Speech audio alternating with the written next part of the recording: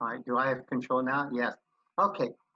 During this pandemic, I don't know what you guys been doing. I'm sure you've been doing like many of us have been doing, and that is staying home, and wearing masks whenever you go out and washing your hands quite often here. In fact, the CDC, the Center for Disease Control, in their website, the history of quarantine. This is on their website, quoting from them, the history of quarantine. This is the practice of quarantine as we know it. Began during the 14th century. Wow, that's only about 500, 600 years ago. In an effort to protect coastal cities. That's where they got the word quarantine from, an Italian word which means 40 days. When ships would be arriving from an infected port, they were required to stay on the boat for 40 days before they could disembark. And we got that idea from them. But in ancient times, no one practiced quarantine on a systematic basis or regulated basis. The common belief was that disease and illness were caused by evil spirits and demons. I had a friend, from Africa when I was a student at Pepperdine, and he says the people in Africa, many of them, they spend time, what you think might be worshiping demons and spirits, but they believe in God. I said, well, if they believe in God, why do they worship these demons? He said, oh, well, we believe God, but God is good and God's not going to hurt us. So we're not worried about God, so we don't think about him. But the demons we worry about because we got to do things to placate him. We got to do things so that the evil spirits don't hurt us. But actually, we believe in God. And I said, well, don't you know that God is more powerful? But a lot of people in third world countries don't know that. The idea that disease was actually caused by tiny invisible particles. It couldn't be understood by the people in the ancient time until the microscope was invented on January 1st, 1590. Then when they invented, then they realized they were these tiny little things that we now know as bacteria. And with more powerful electron microscope, we know such things as viruses, like the coronavirus. But the ancient people didn't know that. But more than 3,700 years ago, God told Moses, don't follow the superstitious beliefs of the Egyptians and the secular people and the worldly people and the surrounding nations.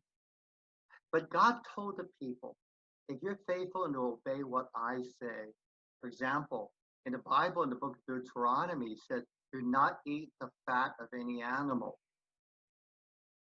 neither sheep nor eat cows, do not. Now, we know today that eating fat leads to hypertension and various heart disease. If we were to follow God's rule and try to avoid or to minimize at least the amount of fat intake we eat, then that can probably solve a lot of our American heart problem with cardiovascular disease. And God said, if you follow what I say, you won't get any of the disease that these pagans around us would have. Look at the book of Leviticus. It describes the various types of skin disease, hair disorders, parasites. It talked about what if your item of clothing, it has something growing on it. They didn't know there was such thing as fungus or fungal growth or algal growth. They didn't invent the microscope yet. And the book of Leviticus 14, they talk about what if there's a discoloration that seems to be spreading along your walls or plaster. Well, I had that in my house, and I'm glad we remodeled because we removed that specter. We're talking about toxic mold, something that can make you really sick. But way back then, guess what? We find it referred to in the Bible, but guess this, not one mention of superstitious causes where they were caused by demons or evil spirits. But everything in the Bible is straightforward, objective, and empirical.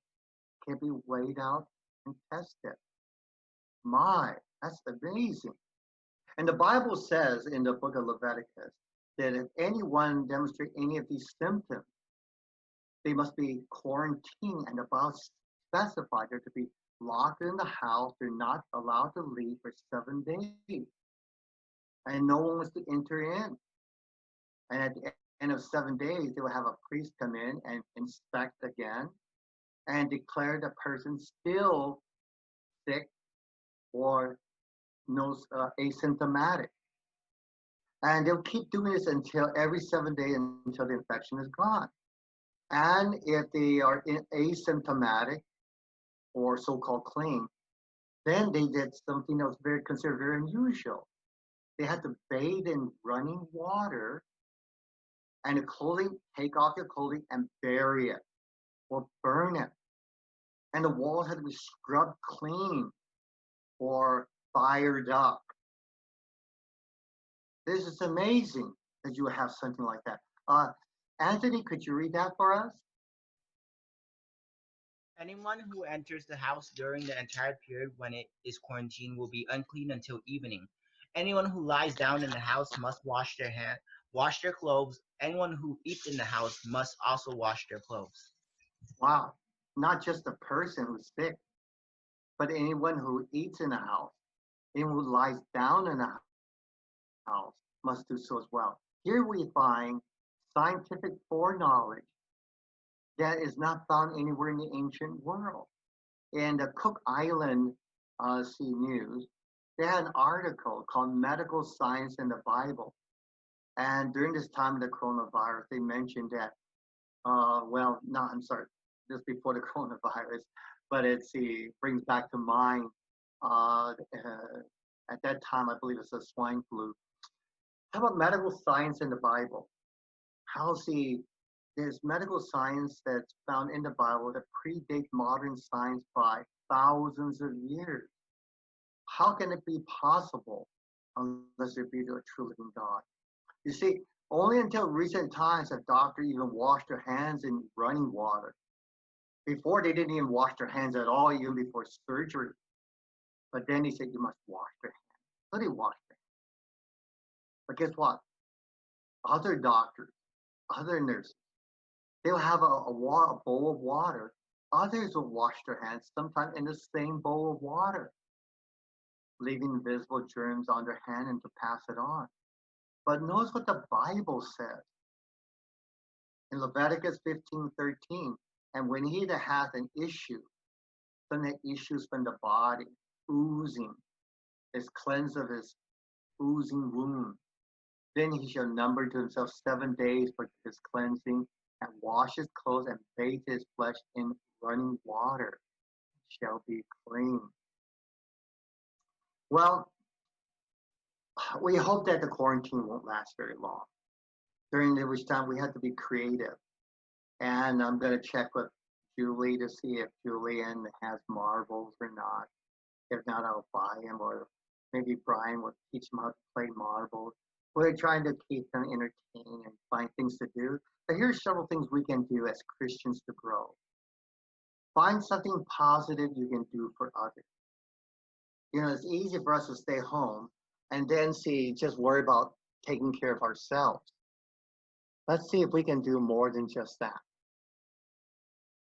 Find something positive that you can do regularly with your family or spouse. If you don't take regular walk with your spouse, do so.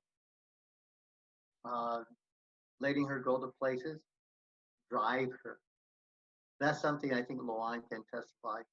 I like driving Luan places. It gives us time to chit chat a lot. Wonderful times to spend together. Find something you can do, whether it be Bible study or whatever the case may be. And Luan and I have been doing more of that as we check in virtual worship at various places. And find something positive you can do for yourself personally. Maybe a special hobby, or to exercise, or to lose weight. Something you can do for yourself to make you a better person. And let's not forget the local church who depends on you, and missionary churches from abroad as well. Let us be of encouragement to you. Revelation chapter 3, verse 20 says, Behold, I stand at the door and knock. If anyone hears my voice and opens the door, I will come into him and dine with him, and he with me. Wouldn't it be wonderful if Jesus knocked on your door and came into your life? I don't know about you, but I'm amazed at the many, many scientific evidence found in the Bible. These are evidence to me, as a person who was not raised as a Christian, that the Bible indeed is the work of a true living God, with knowledge that could not possibly be made up by people. Before the invention of the microscope, before the atomic age, many things we find in the Bible predate science. If you'd like to know more about God, about Jesus, every other week between the time that we have our formal worship, we have an informal Bible study that's only half an hour, well, maybe 40 minutes at the most. So join us this Saturday at 6:30 p.m.